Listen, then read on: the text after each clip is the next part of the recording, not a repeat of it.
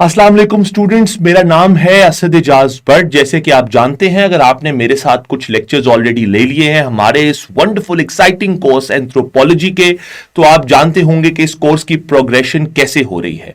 As part of that progression हमारा next topic है मजहब यानी रिलीजन के बारे में। 2021 पे 20 पे सवाल आया और माजी में भी मजहब के ऊपर आप देख सकते हैं कि सीएसएस एंथ्रोपोलॉजी के अंदर सवालात आते हैं। वो सवालात तीन ब्रॉड एरियाज के ऊपर आते हैं। एक ये कि रिलीजन के फंक्शंस क्या हैं, दूसरा ये कि रिलीजन यानी फंक्शन से मतलब ये कि what role does it perform in a society, उसके फंक्शंस क्या हैं, so on and so forth. यानी अफादियत क्या है रिलीजन की, क्या बेनिफिट्स एक सोसाइटी को प्रोवाइड करता है, क्या वो स्टेबिलिटी प्रोवाइड करता है सोसाइटी को, क्या वो अनस्टेबल कर देता है, क्या उसकी वजह से कॉन्फ्लिक्ट्स अराइज होते हैं। तो ये कुछ चंद सवालात हैं, क्योंकि रिलीजन के ऊपर जो लोग क्रिटिसाइज करते हैं वो इस तरह की क्रिटिसिज्म्स भी देते हैं कि it's a source of conflict and so on and so fourth. और फिर एक तरफ लोग ये भी कहते हैं कि you have a supernatural being, कोई एक रिलीजियस डेटी है जिसकी तरफ आप देखते हैं, तो आप you rise above these worldly affairs, और आपको एक साइकोलॉजिकल जो इंसान को एट एन इंडिविजुअल लेवल एक साइकोलॉजिकल बैलेंस प्रोवाइड करती है, वो this source called religion, which is a belief, which includes certain things, a code of conduct for this life, and then of course the belief in the hereafter. You'll do certain things, this is the reward you get, you do certain things, this is the punishment you get, and this religion is based on this model. दूसरा तो एक तो हो गया functions of religion, दूसरा ये है कि इसके अंदर एक हमारे पास हैं रिलीजियस प्रैक्टिसेस एंड सेरेमोनीज। तो अक्सर कोई सवाल उनके ऊपर फोकस भी आ सकता है कि प्रैक्टिसेस रिलीजन्स क्या प्रैक्टिसेस करते हैं, वो प्रैक्टिसेस किन ट्रेडिशंस के थ्रू डेवलप होती हैं, etcetera etcetera.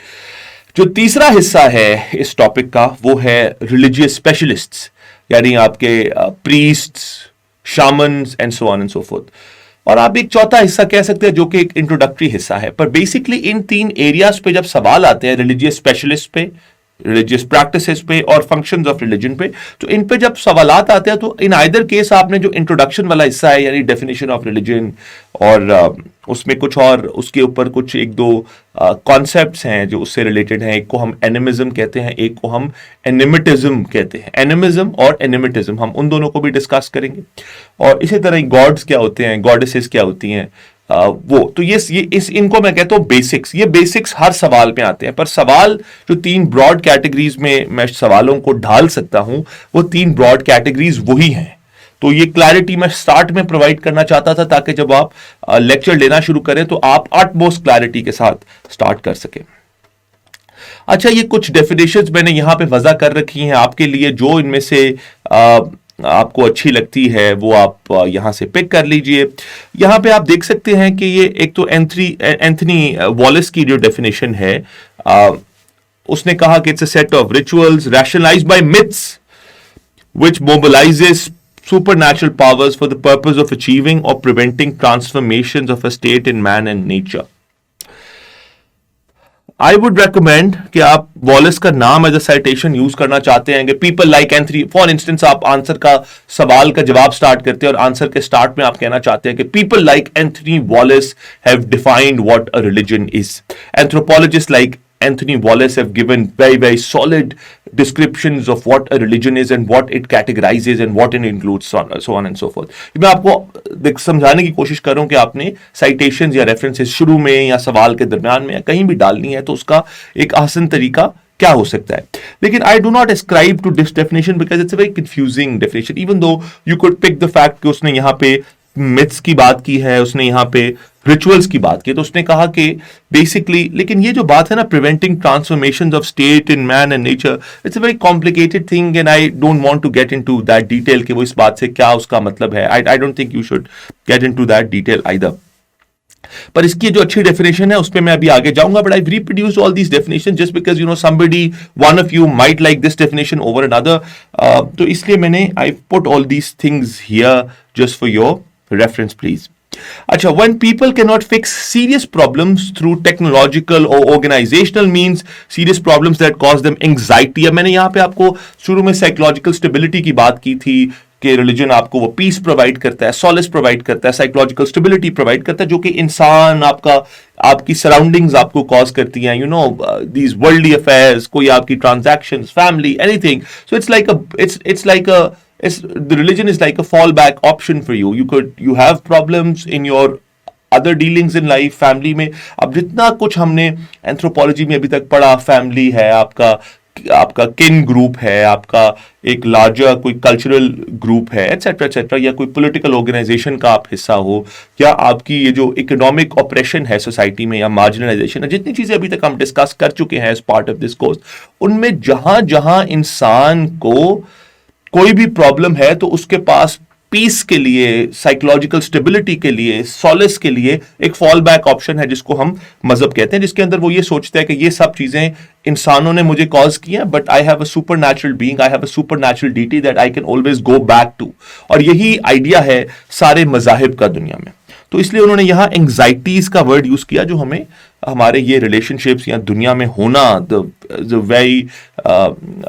Fact that you exist, of course उसकी वजह से जो आपको एंग्जाइटीज दुनिया में कॉज हो रही हैं as through your existence primarily, ये हम उसके ऊपर यहां पे फोकस करें. अच्छा, जो डेफिनेशंस हैं, वो ये डेफिनेशन को अगर हम फोकस करें, this is a very good definition, simple, easy to understand, और ये एक्सप्लेन करेगी. मैं पेपर में कभी भी आपको ये नहीं कहता कि आप अपना आंसर डेफिनेशन से स्टार्ट करें, हमेशा आंसर एनालिसिस से स्टार्ट करें. अच्छा, मैं एंड पे इस कोर्स के एक वीडियो बनाऊंगा क्रिटिकल एनालिसिस के ऊपर, मोस्ट प्रोबेबली, और वो आपको CSS के पूरे 12 के 12 कोर्सेज में आपको हेल्प करेगा कि आपने कहीं भी किसी भी आंसर, क्योंकि हर पेपर के हर आंसर में आपको क्रिटिकल एनालिसिस चाहिए, सो मच सो कि आपको अंग्रेजी ऐसे में भी जो सबसे ज्यादा अहम चीज है वो क्रिटिकल एनालिसिस है, which you would require in either case. तो क्रिटिकल एनालिसिस कैसे करना है उसके ऊपर आई ट्राई कि मैं एक वीडियो बना सकूं और उस पर हम उसको डिस्कस करें कि एक फैक्ट बेस्ड आंसर या एक आम फैक्ट बेस्ड आंसर में और क्रिटिकल एनालिसिस में क्या डिफरेंस होता है.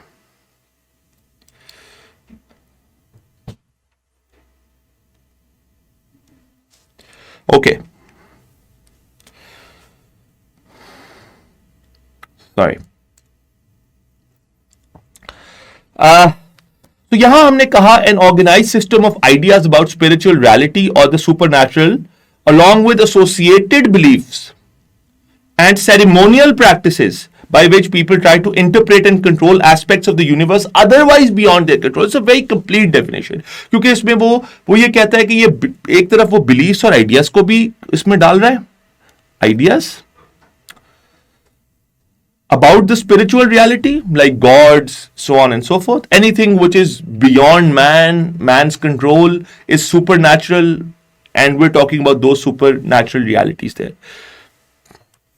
So spiritual और supernatural realities, और उनसे जो beliefs और ceremonial practices यानी tradition, जैसे for instance कि आपने कोई हमारे इस मुस्लिम वर्ल्ड में अगर देखें तो प्रैक्टिसेस क्या हैं कि आपने कुरान ख्वानी करानी है, किसी की इंतकाल पे कुल करवाने हैं, एटसेट्रा एटसेट्रा, या आपने या आपने कोई किसी की डेथ हो गई तो जनाजा करवाना है. अब ये रिलीजन से सब चीजें आ रही हैं, नमाज जनाजा होगी, एटसेट्रा एटसेट्रा. तो ये सब जो सेरेमोनियल प्रैक्टिसेस हैं, like you know you arrange those events like ceremonies, ये जो सेरेमोनियल प्रैक्टिसेस हैं ये एक कलीदी किरदार अदा करती हैं रिलीजन के अंदर. So they have become part of the religion. अब एक रिलीजन की एक साइड है जो कि आइडियाज और बिलीफ्स हैं, और उनके साथ एसोसिएटेड क्या चीजें हैं, प्रैक्टिसेस, और वो काफी हद तक प्रैक्टिसेस ओरिजिनेट हो रही हैं उन्हीं आइडियाज और बिलीफ्स में से. और ये बिलीफ्स और आइडियाज इंसान को क्या यूटिलिटी प्रोवाइड करते हैं, क्या वैल्यू है इनकी. वैल्यू ये है कि इंसान इनसे जो चीजें उसको लगता है ना कि खुदा है, मेरे कंट्रोल से बाहर है, अननोन है, जिसको वो नहीं जानता, वो उसको कंट्रोल करने की कोशिश करता है. जैसे मैं एक मिसाल देता हूं, इस्लाम के अंदर हमारा एक कॉन्सेप्ट है इस्तिखारा का. तो अब आपने कोई जिंदगी में फैसला करना है which is beyond your understanding, और कोई ऐसी चीज होनी है फ्यूचर में which is beyond your control, तो आप you try to engage through a dream और उसमें आप एंगेज करते हैं, which is a very very good example of this, कि जिससे आप क्या करते हैं कि इंटरप्रेट करने की कोशिश करते हैं कि फ्यूचर क्या होगा या क्या होने वाला है। तो it's like it comes from your belief system कि ऐसा ही होगा, और आप उस इस्तिखारे के थ्रू उन एस्पेक्ट्स ऑफ द यूनिवर्स को कंट्रोल करना चाहते हैं which are otherwise beyond your control. तो it's a very very good definition, क्योंकि ये इसके अंदर बिलीफ्स, आइडियाज, वो भी चीजें आ जाती हैं, सेरेमोनियल प्रैक्टिसेस, और फिर साथ ये बात भी आ जाती है कि इंसान इन सब चीजों को इसलिए इस्तेमाल करता है ताकि वो यूनिवर्स के उन एस्पेक्ट्स को जान सके which are otherwise out of his control. Spirituality is also concerned with the sacred as distinguished from the material matters. यानी दुनिया में material matters, गाड़ी, घर, आपकी जो चीजें आप कंज्यूम करते हो, उनसे बियॉन्ड जो एक चीज है, जो आपके फिजिकल और मटेरियल मैटर से बियॉन्ड है, वो आपकी स्पिरिचुअल चीज है। तो उसने स्पिरिचुअलिटी को यहाँ डिफाइन करने की कोशिश की। What is religion? It's a substantial part of any society super structure which compromises its worldview. I would not recommend ascribing to this, but superstructure का यहाँ यही मतलब है कि जो हम स्ट्रक्चर्स अभी तक पढ़ रहे थे सोसाइटी के ना, कि ये एक स्टेट है, ये एक दिस दैट, उनसे ऊपर एक सुपर स्ट्रक्चर एग्जिस्ट करता है हर सोसाइटी के अंदर, जिसके अंदर आप गॉड्स को, गॉडेसेस को राइट अप देयर आप अज्यूम कर रहे हो कि सब कुछ वो चला रहे हैं। There is a state which is running the things, within the state there could be smaller state institutions etcetera etcetera. ये अगर आप थोड़ा सा पीछे की सोसाइटीज में जाएं तो देयर आर चीफडम्स और there are tribes and there are bands and so on and so forth, जो हम लास्ट लेक्चर में डिस्कस ऑलरेडी कर चुके हैं। पर religion is like a superstructure. It exists above all those structures in the society. अब यहाँ ये जो बात लिखी है, compromises its worldview, don't focus much on this, but it's an organized system of ideas about spirituality or the super, along with those हम already discuss कर चुके हैं. Religion helps humans in giving meaning to the world and their place in it to deal with the problems that defy ordinary explanations or solutions. तो basically इंसान को दुनिया में वो क्यों आया है, उसकी इस दुनिया में क्या प्लेस है, तो उसको एक sense of purpose religion provide करता है। तो it's like a function basically, और मैं यहाँ F1 लिख रहा हूँ, it's like function number 1 which you can pick from this slide. Religion consists of various beliefs and rituals. We've already discussed it, so this is done. अब एक important बात यह है कि सुपरनैचुरल बीइंग्स और पावर्स कौन है। Hallmark of religion is belief in supernatural beings and powers. Of course this is like I said एक क्रिटिकल हिस्सा है। There are many supernatural powers in which humans believe, but some of them are classified below. अब ये basically gods or goddesses, ancestral spirits, इनको हम supernatural powers कहते हैं। और एनिमिज्म और एनिमिटिज्म दो कॉन्सेप्ट्स हैं, पर ये कॉन्सेप्ट्स हैं अबाउट सुपरनैचुरल एग्जिस्टेंस। तो इसीलिए मैंने उनको इसी क्लासिफिकेशन में डाल दिया, classification of supernatural powers, right. अच्छा, सबसे पहले गॉड्स और गॉडेसेस ऑफ कोर्स रिमोट हैं, आपको वो नजर नहीं आते, आपके करीब नहीं है, but you consider them to be great, god etc etc. If there are more than one recognized as polytheism, अब एक कॉन्सेप्ट है जिसको हम मोनोथीज्म कहते हैं, कि belief in one God, polytheism कहते हैं belief in more than one God. If there are more than one recognized, then each has the charge of a particular part of the universe. तो जो historically polytheism का concept था, उसमें वो कहते थे कि दुनिया में जो बड़े बड़े फिनोमिना हैं, जैसे रेन है एटसेट्रा एटसेट्रा, तो हर चीज का अभी मैं आगे इसकी एग्जांपल देता हूं, जैसे स्काई है, रेन है, जितना आपका जो फिजिकल यूनिवर्स है, इसके जो डिफरेंट एस्पेक्ट्स हैं, उनको वो कहते थे कि डिफरेंट गॉड्स कंट्रोल करते हैं. So god of this, god of the sky, god of rain, god of happiness, god of etcetera etcetera. So वो गॉड कंसिडर किया जाता है remote being, you have not seen it, you can't see it, and it's considered great in the sense that it's omnipotent, omnipresent, can do anything, अब वो concept God कितना बड़ा consider होगा, वो मोनोथीज्म पॉलीथीज्म पे भी डिपेंड करता है. जो मोनोथीस्टिक डिसीजन है वहां, रिलीजन्स है, सॉरी, मोनोथीस्टिक रिलीजन्स जो है, वहां पे गॉड इज कंसिडर्ड ह्यूज, क्योंकि वो एक ही गॉड है, वो सब कुछ कंट्रोल कर रहा है. It's considered immensely great. जो पॉलीथीस्टिक रिलीजन्स है, वहां पे गॉड्स के चूंकि फंक्शंस डिवाइडेड हैं, तो वहां कोई भी god is not as great as the conceptualization of a god is within monotheistic religions. अब यहाँ पे आप सबसे अच्छी इसकी जो मिसाल है वो ग्रीक गॉड्स की है। जो Greek gods, you might have heard this term, उसमें ये जो जोइस वगैरह, Hades, Zeus, Poseidon was the ruler of the sea, Zeus was the lord of the sky, Hades was the ruler of the underworld and of the dead, so on and so forth. तो इसमें आप Greek gods की बहुत ज़्यादा examples को use कर सकते हैं जब आप गॉड्स और गॉडेसेस को एक्सप्लेन करें. A pantheon, you just remember this term, could be in an MCQ or something. A pantheon is a collection of gods and goddesses. So this you just need to know for an MCQ, या अगर आप अपने किसी ऐसे की question में इसको इस्तेमाल करना चाहते हैं. पर असल बात यह कि gods are remote beings, you've not seen them, you can't see them, and they are huge, they are great, they are, ये जो हमारे जैसे इस्लाम के अंदर कॉन्सेप्ट है कि the God is omnipotent, he's omnipresent, like present everywhere, potent, like ultimate powers, strength is rests with the God, and omnipresent means कि present everywhere. So that's the idea of a God in most monotheistic religions. Okay.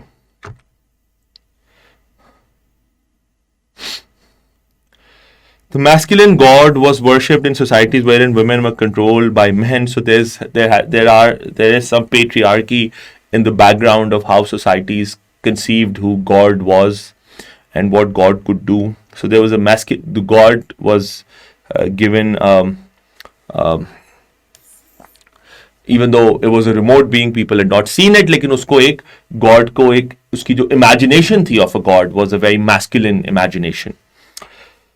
Or goddesses were also associated with fertility, love and procreation. तो जो goddesses थी उनको वही human attributes हमने देना शुरू कर दिए, gods को भी और goddesses को भी, जिसमें जो इंसान चूंकि उसी तरह ही इनको imagine कर रहा है जिस तरह वो अपने इर्द गिर्द माशरे को जानता है, जो उसकी learning है as being part of this world. तो उसकी learning यही है कि this is what a male does and this is what a female does.